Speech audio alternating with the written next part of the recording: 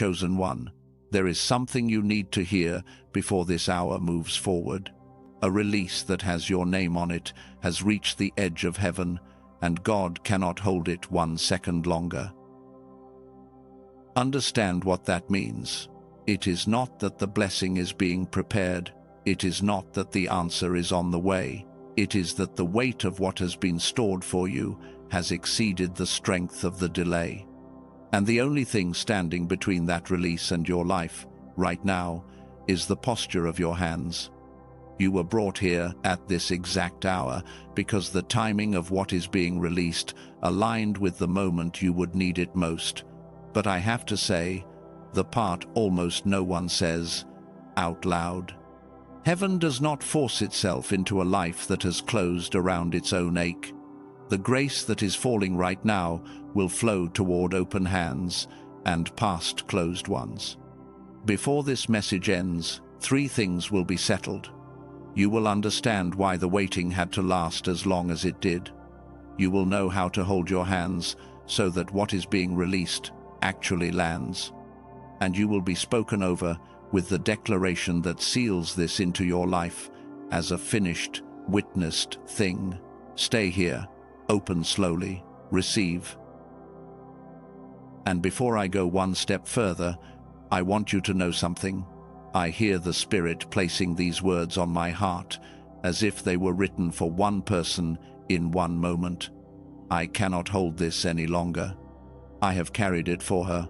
I have carried it for him. The season of waiting has served its purpose, and the release has come. Take that in. If you are around other people right now, this message is not for them. If your phone is open to other things, set those things down. What I am about to walk you through is not something to half listen to while doing something else.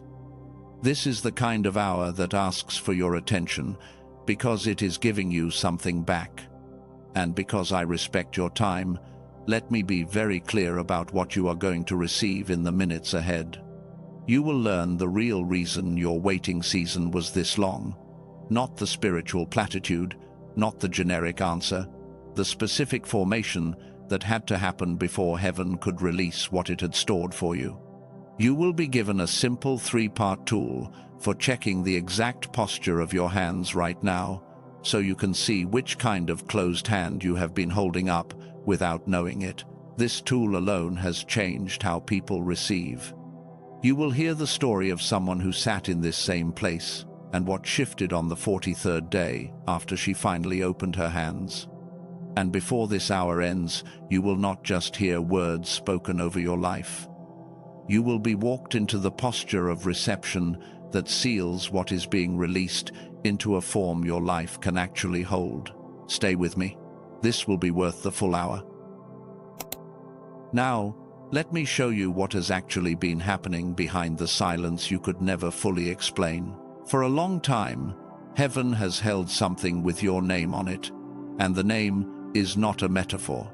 Before I say anything else, I want you to picture it with me. Imagine a vault at the edge of the unseen realm. Not a dark vault, a vault of light, sealed carefully, trembling slightly because of the weight it is holding. Your name is written across the seal in a language older than any language you speak. Inside that vault is everything that was set aside for you. The provision, the connection, the door that was always meant to open, the identity, the season, everything that heaven looked at long before you were born and said, "This belongs to that one and nothing else." On the outside of that vault, for years, you have been standing. You did not know it was there. You felt something far away, something quiet, something you could not name. You kept asking, you kept not getting, and over time a soft ache became the background of your life. A kind of tired hope, a kind of hope that had learned how to quiet itself to protect you. That is the side you have been living on. But on the other side of that vault, the pressure has been building, slowly, precisely, not as punishment, as preparation. And now the seal is beginning to give way, because what is inside has become heavier than the delay can hold. That is the moment you are in right now.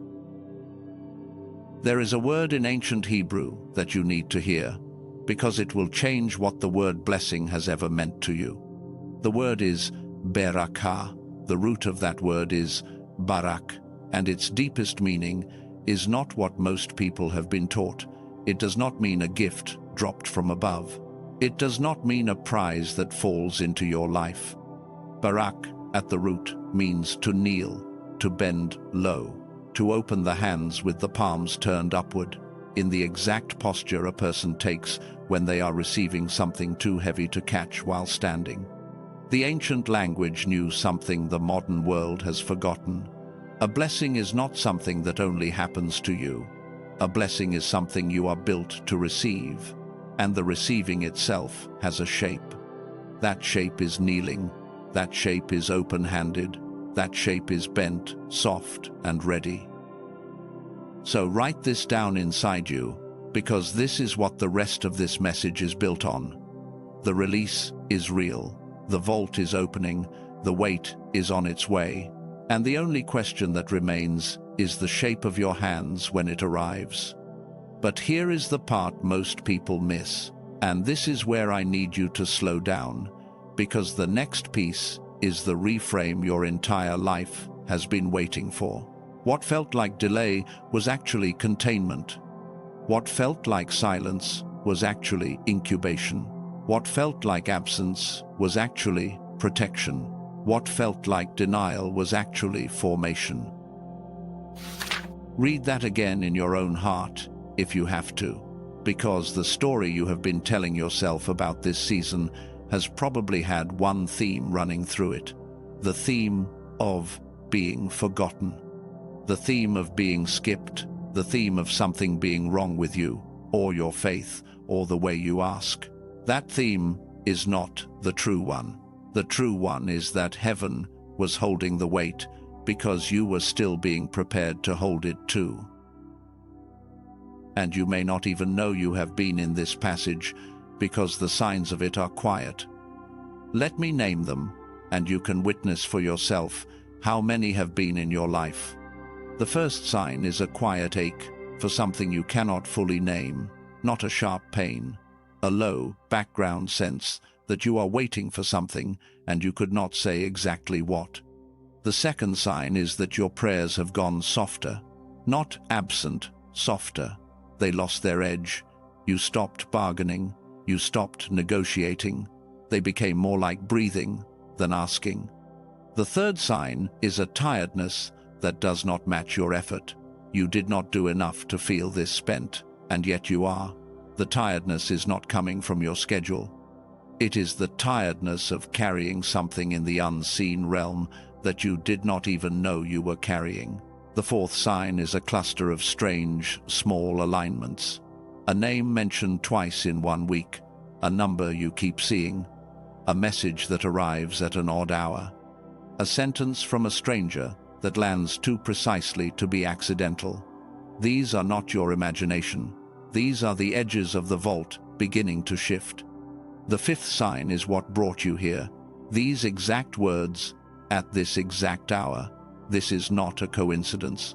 This is the sound of a seal beginning to break. If you recognize even 2 of those signs, write the words "open hands" in the comments below as a quiet declaration that you are here, that you are listening, and that you are willing to be shown the rest. Now, before we go deeper, there is something I have to mention quickly, because some of you will feel it reaching inside you as I say these words. What is opening today is one part of a longer body of work that Dr. Lake has been unfolding for years. There is a deeper phase that speaks to those who are ready to walk into the alignment of their full destiny. Destiny's Embrace is its name. For now, that is a conversation for later. For now, your work is the hands. Back to what matters in this hour. Because what I am about to say next is the piece most people have been waiting their whole lives to hear.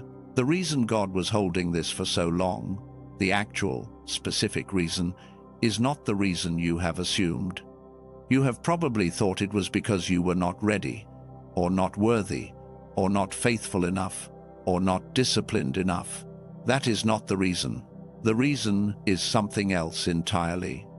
And when you hear it, it will reframe every prayer you have prayed, every tear you have cried, and every silent night you lay awake, wondering if heaven had forgotten your name. Stay with me, we are just getting to it. Welcome back. Let us keep going exactly where we left off, because this next piece is the turn. You have been told a version of your own story that blames you. Let me tell you the true version.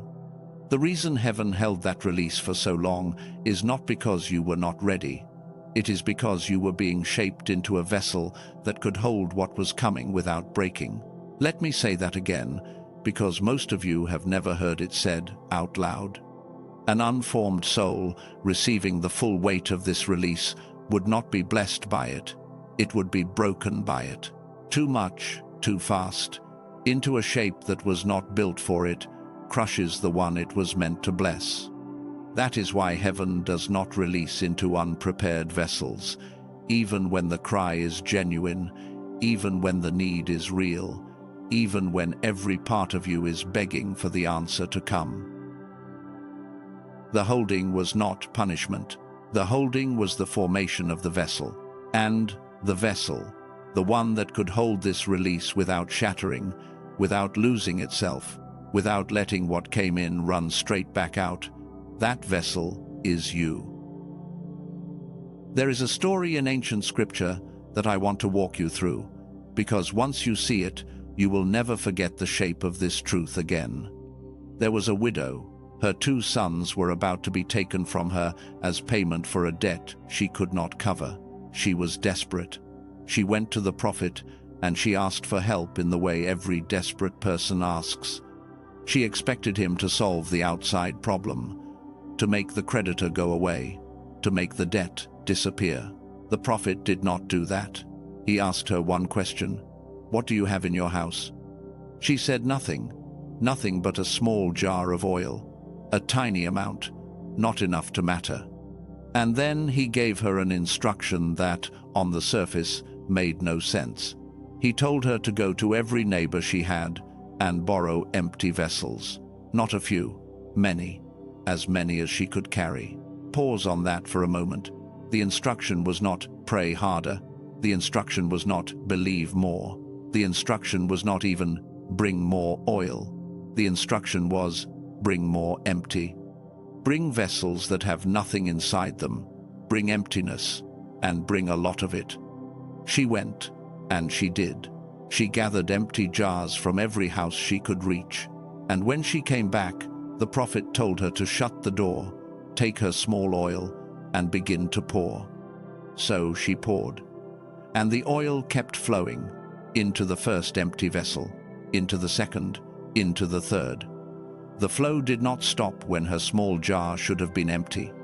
It kept flowing and flowing and flowing until finally there were no more empty vessels to fill. And the moment there was no more empty to receive, the oil stopped.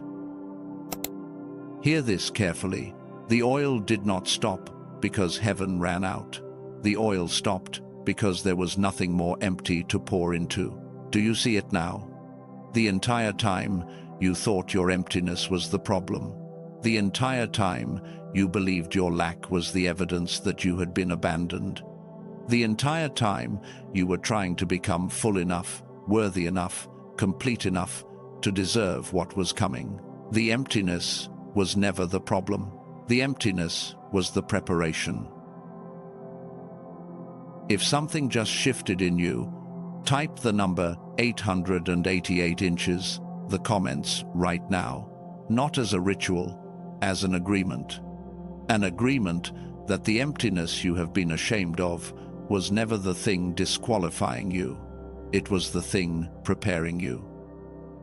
There is another way to see this same truth, one from the natural world. Consider the chrysalis. To the eye that does not know what is happening inside it, the chrysalis looks like death. The caterpillar has stopped moving. Its old body dissolves completely into liquid. From the outside, It appears that nothing is growing. It appears that something has been abandoned inside that hard, silent shell. But inside that shell, the most extreme formation in the natural world is happening. Wings that did not exist before are being built. A body that has never flown is being shaped to fly. And nothing that is about to emerge existed before the containment.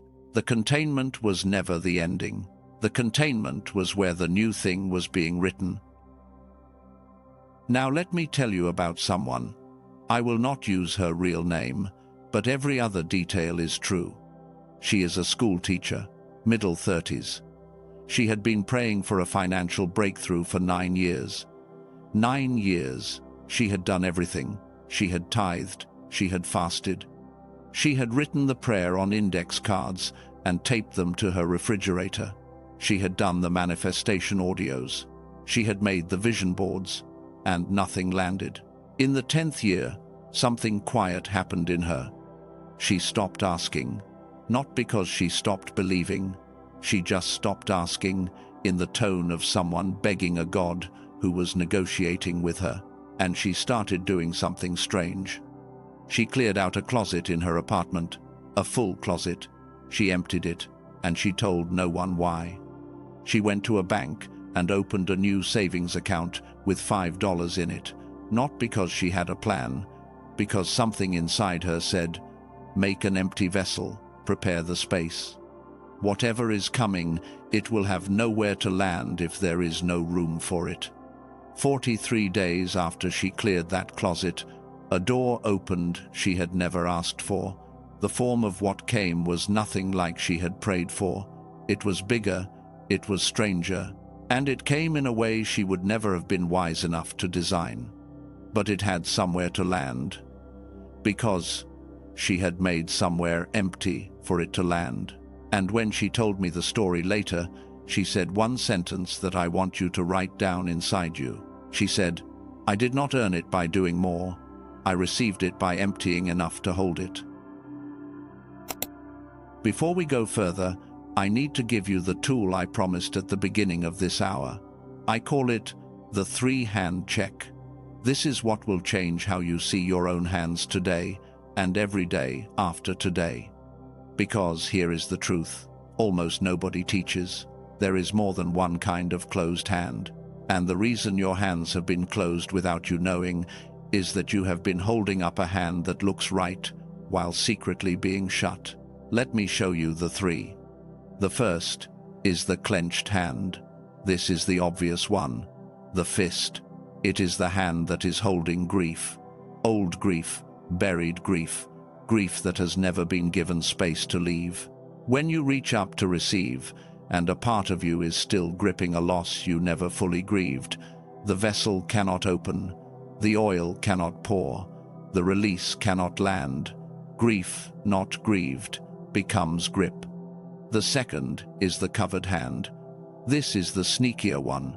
From the outside it looks open, but the palm is turned down, not up.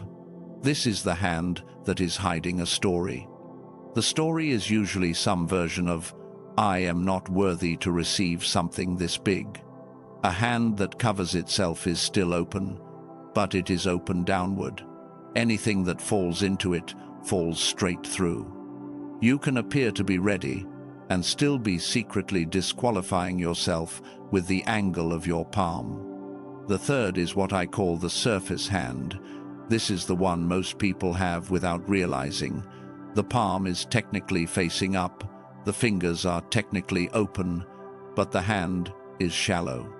It is only ready to hold what matches the old version of the life. It is an open hand, calibrated for a small future. And if what heaven is about to release is bigger than the old identity, and I promise you, it is, a surface hand cannot contain it. Whatever lands will roll right off. So I want you to ask yourself honestly, without shame, which of those 3 hands have you been holding up? The clenched one, the covered one, the surface one.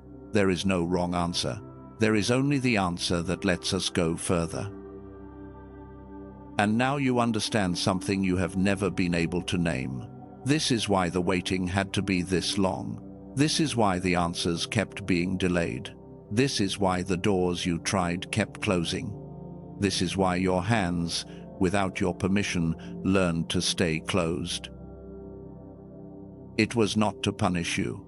It was to finish forming you, and to give you the chance, in an hour exactly like this one, to see the hand you had been holding up, so that the release would actually land when it came. Take a breath. The hardest part is behind us. Because what comes next is not more work. What comes next is a condition that almost nobody has ever told you about. A condition that is not about worthiness, not about faith, not about effort. It is about the one thing, hidden in plain sight, that has been keeping your hands closed, even when everything inside you was begging them to open. And when I name it for you, you are going to know it instantly. It is about a kind of guilt you did not know you were carrying. And it has been disguising itself as something noble, which is why you could never see it and why you could never put it down. The condition nobody told you about is called growth guilt. Let me say what that is, slowly, because when you hear it, something is going to settle into place. Growth guilt is the quiet fear that if you actually receive what heaven has been preparing for you, you will be leaving behind the people who are still suffering. It is the fear that, if you become the one who has, you will no longer be able to sit at the table of those who still do not have. It is the fear that your breakthrough will make you unrecognizable to the people who knew you in your smallness. And so, without ever making the decision consciously, you kept your hands closed. Not because you felt unworthy. Deeper than that, you kept your hands closed out of loyalty. Loyalty to the version of you that belonged to the people you love. Loyalty to the struggle that made you feel connected to your family, your friends, your old self. Loyalty to a pain you had learned how to bond with people inside of. Hear me. Most of the hands that stay closed in the hour of release are not closed out of unbelief. They are closed out of growth guilt, disguised as humility. And that disguise is the cleverest part of it. Because closed hands feel noble. They feel like you are being mindful of others. They feel like you are not being greedy, not being selfish, not forgetting where you came from. They feel like the right posture for a good person. But real humility has never been closed-handed. Real humility is open-handed gratitude. It is the kind of reception that says, "Thank you," with the whole palm, not the kind that hides the palm in case somebody else might see it and feel bad. The counterfeit of humility is closed-handed self-protection dressed up in the language of caring about others, and heaven knows the difference. Now watch how one woman in ancient scripture broke this exact pattern in a single moment. She had been bleeding for 12 years, 12 years of being told she was unclean, 12 years of being pushed to the edges of her community. 12 years of watching other people receive what she could not even ask for without being looked at sideways. She had spent everything she had on doctors. None of them had helped her. By every measure that mattered in her world, she had been disqualified. One day, a crowd moved through her town. At the center of that crowd was the one person everyone believed could heal. Jairus was already on his way to ask for his daughter. Other people were shouting. The disciples were clearing a path. And there she was, on the edge, with a body that told her she did not belong near any of this. She did not ask permission. She did not raise her hand. She did not wait to be called forward.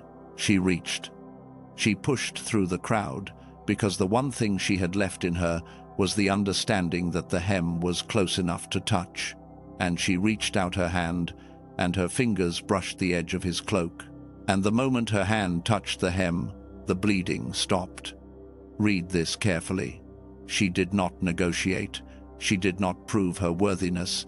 She did not promise to tithe more, or pray more, or live more cleanly. She reached, and the reaching itself was the receiving. Every other person in that crowd had hands that were technically closer to him than hers were. They all missed it. They did not miss it because they were unworthy. They missed it because their hands were closed. You do not need permission to receive what heaven has already released. You do not need to earn one more day of waiting. You do not need to apologize for being the one in your family who finally opens up. You need to reach. Now, there is something happening right now in the unseen realm that I want to name because it helps to know it is there. When someone who has been closed-handed for years finally begins to open, there is often a wave of interference that shows up, an old voice that says, "Who do you think you are?" A memory of a person who told you this kind of blessing was not for you. A sudden spike of self-doubt, out of nowhere. A strange heaviness right when you should feel light. That is not a sign that you are wrong. That is the resistance of an old pattern that knows it is ending. Let it pass through you like weather. Do not argue with it. Do not collapse under it. Just let it move past. The way a cloud moves past a sky it does not own. And now, because you have sat with this long enough to see it clearly, I am going to give you 3 permissions. You have never been given these out loud. Some of you have waited your whole life to hear somebody say these words to you in this order. You are permitted to receive what heaven prepared for you. And that does not make you selfish. You are permitted to outgrow the version of your life that was shaped by struggle. And that does not make you disloyal to the people who are still in it. You are permitted to let the old version of the story end, and that does not make you unfaithful to who you used to be. If you are receiving this, say it in the comments with me. Write these words: I am the vessel, not as a performance, as a quiet declaration that you heard this today and you let it land.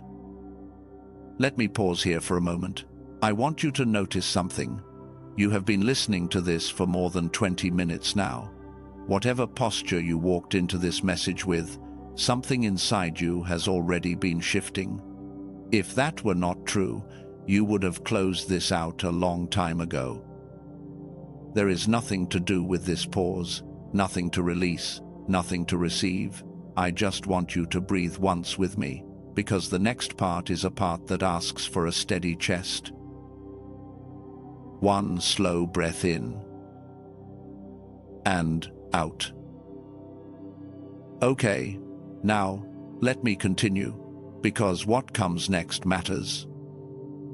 When the release comes, and it is coming, it does not force its way into closed hands. The waters do not rush against the rock and demand to be absorbed. Water flows where water can flow. Grace behaves the same way. So think about this carefully, without shame. On the day the release arrives, if your hands are clenched around the grief you never finished grieving, the release will not be able to settle into your life.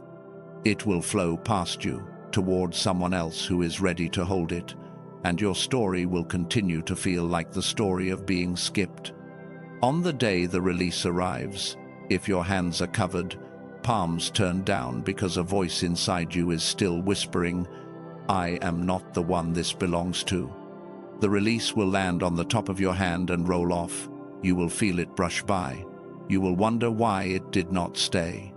On the day the release arrives, if your hands are open but shallow, ready only for the size of the life you have already been living, the release will overflow your hands and spill to the ground. You will get a small taste. You will not get the fullness.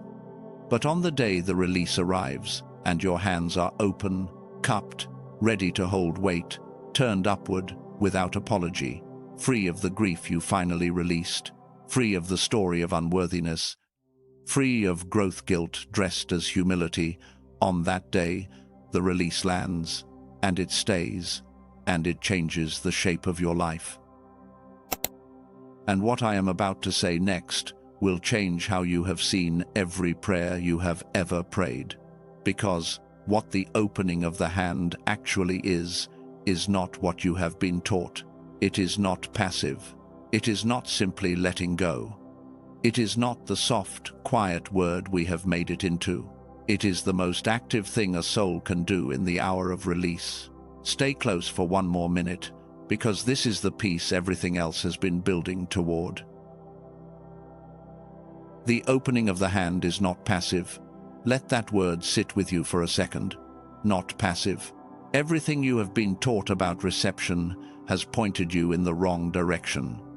You were taught that opening your hands is soft, that it is the easy part, that the hard work is in the believing, in the praying, in the fasting, in the striving, and that once all of that hard work is done, the opening is just the little gesture at the end.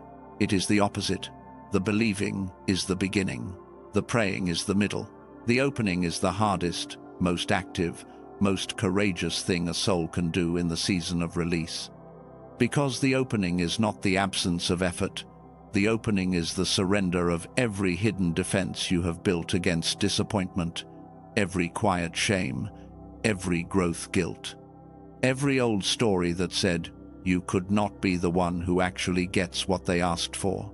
All of it has to come out of the hand for the hand to truly open. That is why almost no one does it. And that is why the ones who do see the release land. Hear the Spirit saying this to you right now. I did not store this to punish you. I stored this because a full hand cannot receive the fullness I prepared. I had to empty you so that I could fill you. And that emptying, that stretch of years that felt like silence, that season that felt like abandonment, that was not absence, that was love. That was the only love strong enough to make you into the vessel that could carry what I always meant to give you. You are not the petitioner, you are the named vessel, the one whose storage is ending, the one whose filling is beginning, the one heaven has been shaping, carefully, patiently, completely, for this exact moment. And before this message ends, I am going to speak something over your life that I believe will stay with you long after you close this. Stay with me for it. It is almost here. Now, before I walk you there, let me settle all of this in plain words. No metaphor, no mystery, just the truth, laid flat, so you can pick it up and carry it with you into the rest of your life. The waiting lasted as long as it did, because formation takes time, and the thing being formed was not the blessing, it was you. The vessel had to be shaped before the oil could pour into it. That is not punishment. That is the mechanics of how release actually works. Reception is a posture, not an earning. You do not deserve your way into it. You do not perform your way into it. You open your hands, and you open them from a steady, unashamed place, and you let what is coming land where it was always meant to land. And you are a named vessel. You are not a stranger asking for charity from a distant sky. You are the one whose name was written on the seal. The release has been pointed at you from the beginning. It is not going to somebody else. It is coming home. Breathe that in for one breath. Okay. Now there is one more thing I have to show you, because everything I have described about the open-handed posture is not only spiritual, it has a specific state in the brain itself. And once you see it, a piece of why you have struggled to open your hands, even when every part of you wanted to, is going to finally make sense.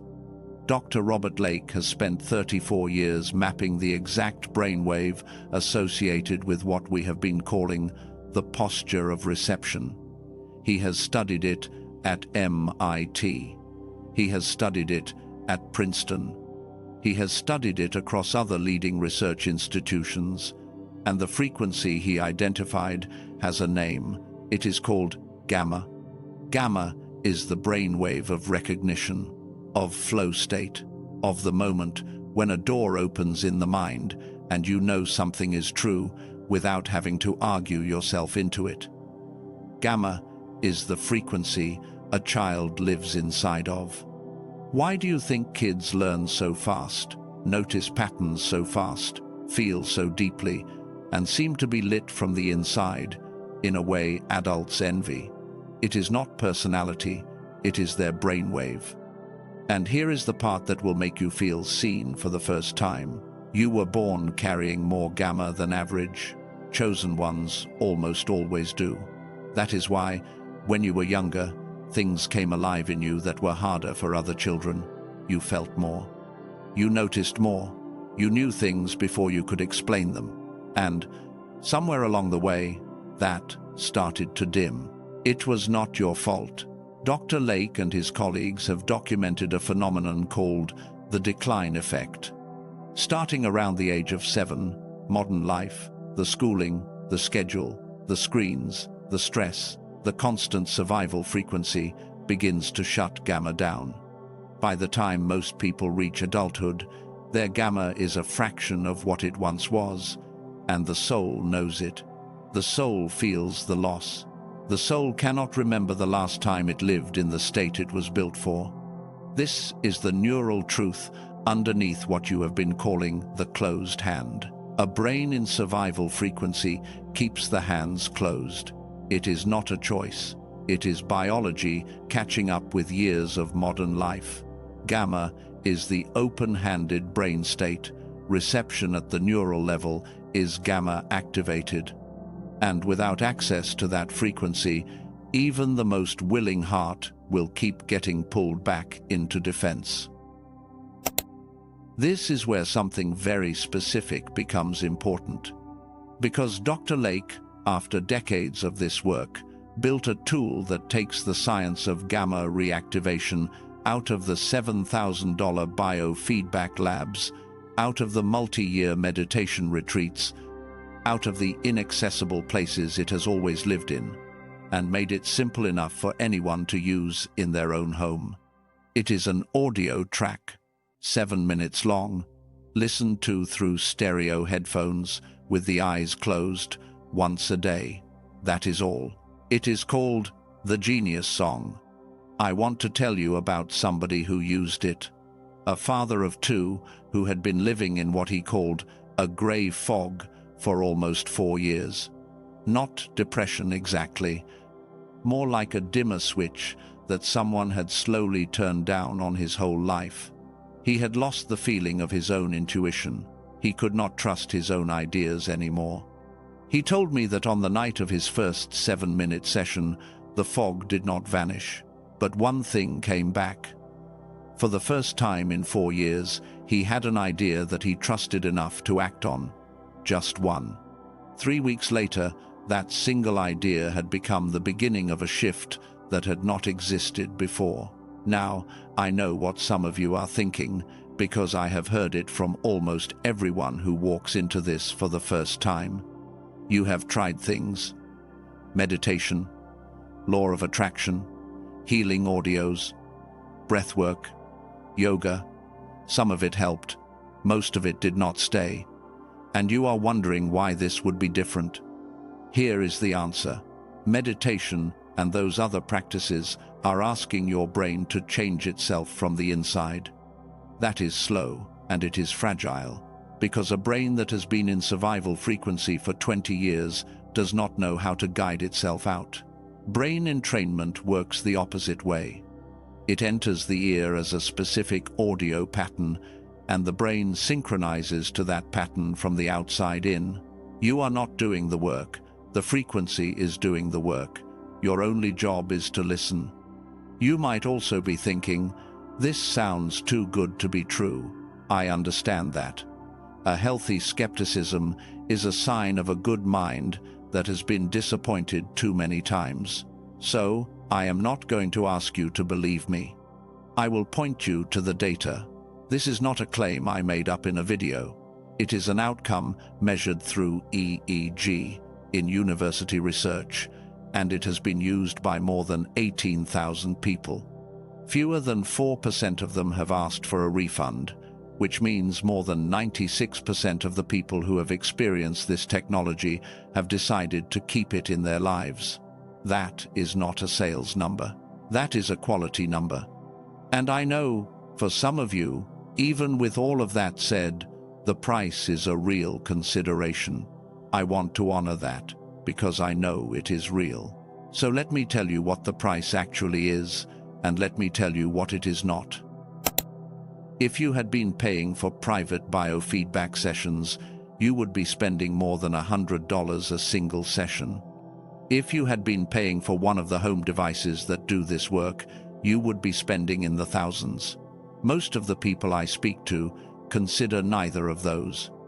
They consider a year of supplements, a single therapy session, a few months of a streaming subscription stack. That is where this lives in real life. The retail price of the Genius Song is $49. It comes with 4 bonuses: a gamma manifestation ritual, a money mindset audio, a guided visualization walkthrough for 4 areas of your life, and a 5-habit infographic of what people who keep their gamma active do every day. The 4 bonuses alone carry $80 in value, free included. For those of you who found this message today, the price is not $49, it is $39. That $10 drop is not a marketing tactic.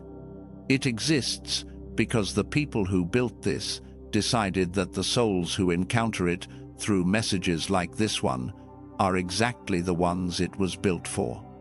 They did not want the price to be the thing that stopped you. And just so you know, there is a version of this work that goes deeper after the reactivation takes root, something called the youthful brain, which speaks to the people who want to sustain the gamma state across decades, not months. That is a conversation for later. For now, your work is phase 1. Now, because the internet is what it is, I have to tell you something protective before you do anything else. You will find things on Amazon, on streaming platforms, on random audio sites that use the name or imitate the packaging. They are not the real technology. They do not contain the actual brain entrainment frequencies. The only verified path to the original, with the 4 bonuses, with the guarantee, is the link in the description and the pinned comment of this message. Nowhere else.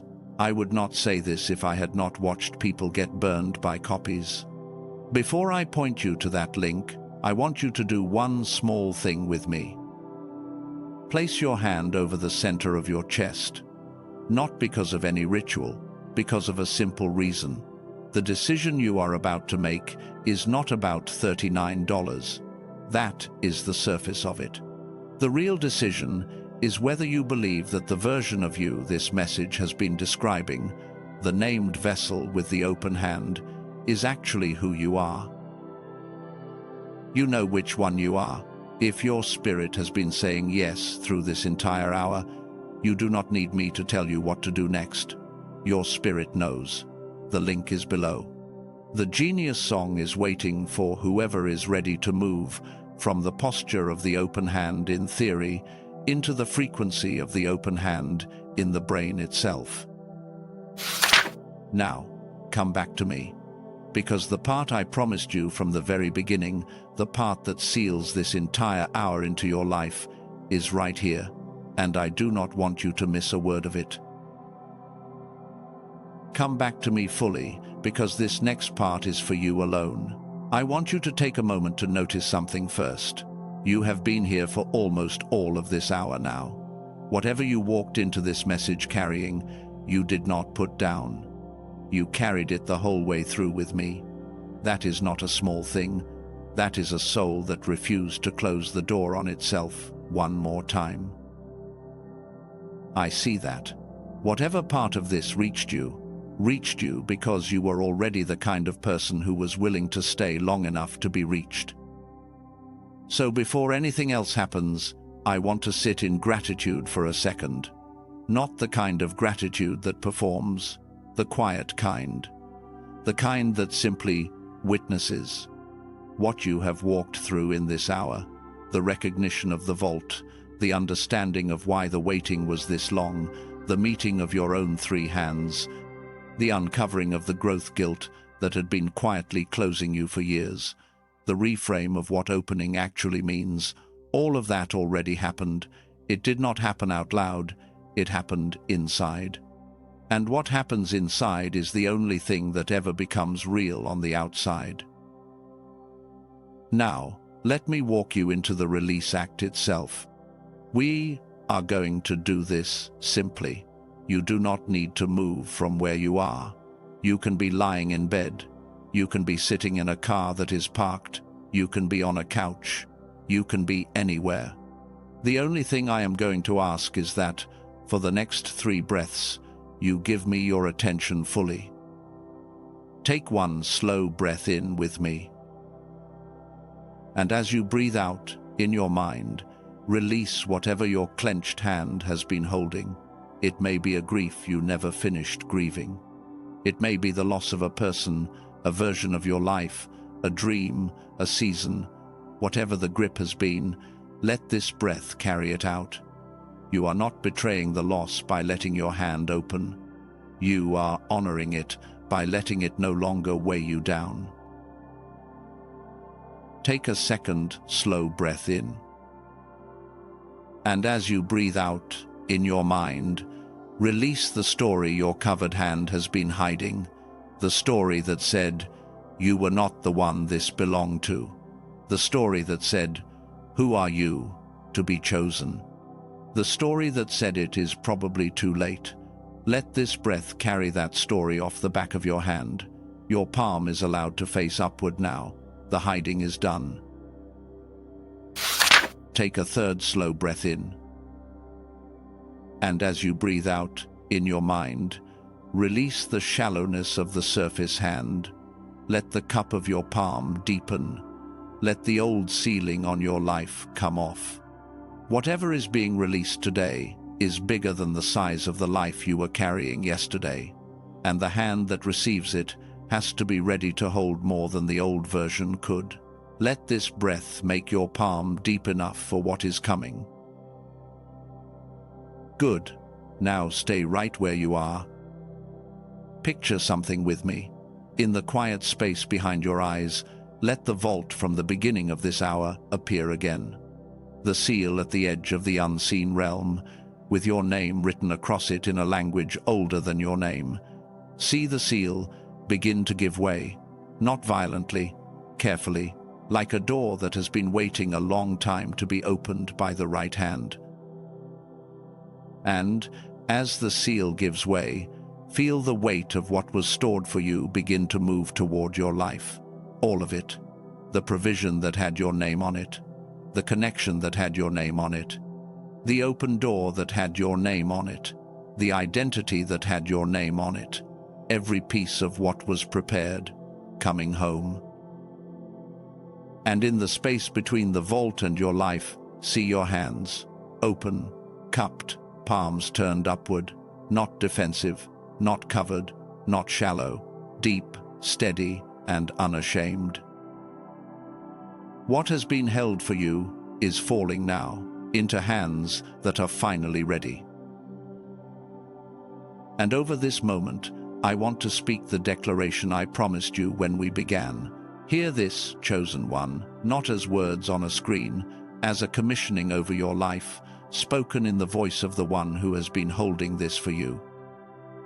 You are the vessel that can hold this. You are the hand that was made open. You are the name that has already been called. Hear the Spirit declaring over you now. What I held, I now release into your life. What I stored, I now pour. What I waited to say, I now say. It is received. It is witnessed. It is done. Do not say amen yet. I want you to sit in this frequency for 60 seconds before you go back to anything else. Not because of a rule. Because what was just sealed needs a minute to settle into a body and a life that have been living at a different frequency for a very long time. Let it land. Let it spread.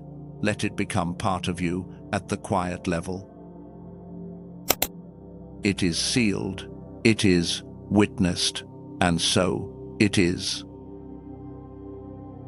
Now stay with me for just a moment more, because what just happened is not only happening to you. Right now, all across the world, chosen ones are walking through this exact passage. Some of them are in cars that are parked. Some of them are in beds in the middle of the night.